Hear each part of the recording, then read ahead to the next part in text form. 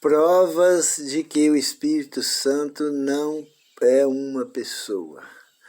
A primeira e a mais importante prova de que o Espírito Santo não é uma pessoa é que a Bíblia não tem um versículo que fala que ele é uma pessoa. Então essa aí já é a maior prova, né? Mas qualquer pessoa, por mais simples que seja, vai entender que o Espírito Santo não pode ser uma pessoa. Porque mesmo a Bíblia não ensinando que o Espírito Santo é uma pessoa, muita gente acredita que ele é uma pessoa. Lá em João capítulo 20, verso 22, no Evangelho de João, diz assim: E havendo dito isto, soprou sobre eles e disse-lhe: Recebei o Espírito Santo. Os discípulos estavam em certo lugar, de repente veio o Senhor Jesus, depois de ressuscitado, ele soprou sobre eles o Espírito Santo e disse: Recebei o Espírito Santo. O Espírito Santo aqui é provável que ele é o sopro de Deus. O Pai Eterno soprou sobre seu Filho o Espírito Santo e o Senhor Jesus, cheio do Espírito Santo, soprou sobre os discípulos o Espírito Santo. E os discípulos também ficaram cheios do Espírito Santo. O Espírito Santo é o sopro de Deus.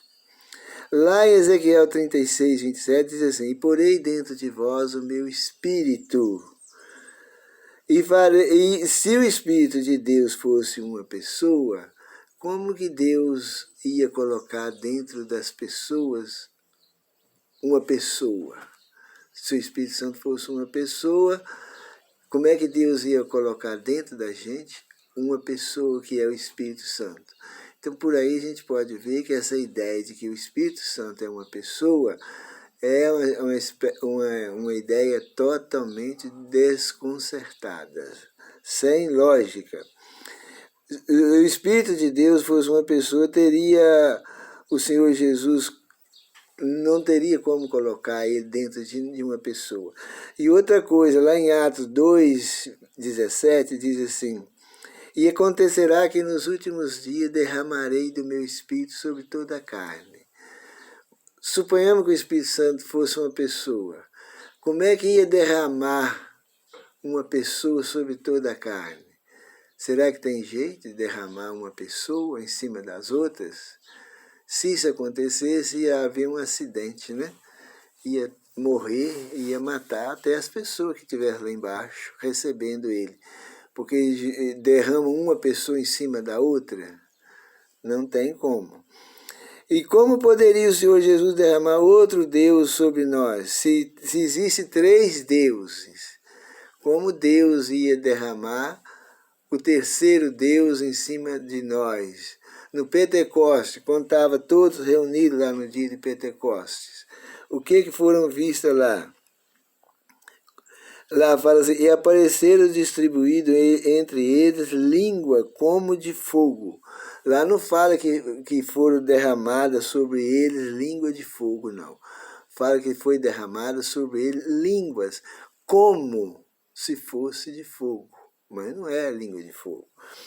E também fala assim: e pousou sobre cada um deles, e ficaram cheios do Espírito Santo. Como é que vai encher uma pessoa com outra pessoa, gente? Qual a lógica que tem para entender isso aí? Não tem como encher uma pessoa com outra pessoa. O que for cheio lá é cheio do poder de Deus, que as pessoas lá no dia de Pentecostes, o Espírito de Deus é o poder de Deus. E lá no dia de Pentecostes foi derramado o poder de Deus sobre os discípulos. E eles ficaram cheios do poder de Deus. Atos 2:1 diz assim: E veio do céu um som como de um vento forte, e encheu toda a casa onde estava assentados. E veio do céu um som. Não é um vento que veio, é um som que veio do céu como se fosse um vento forte. É o som de um vento forte. E encheu toda a casa onde estavam sentados. E eles ficaram cheios do Espírito Santo. era um som. Então nós temos que entender que o Espírito Santo não é um terceiro Deus, ele não é uma pessoa. O Espírito Santo é o poder de Deus, e esse poder ele se encontra na palavra de Deus. Aonde está escrito isso? Lá em João 6,63, Evangelho de João 6,63. E a tua palavra é espírito e vida. A palavra de Deus é espírito. E que espírito é esse? É o Espírito Santo.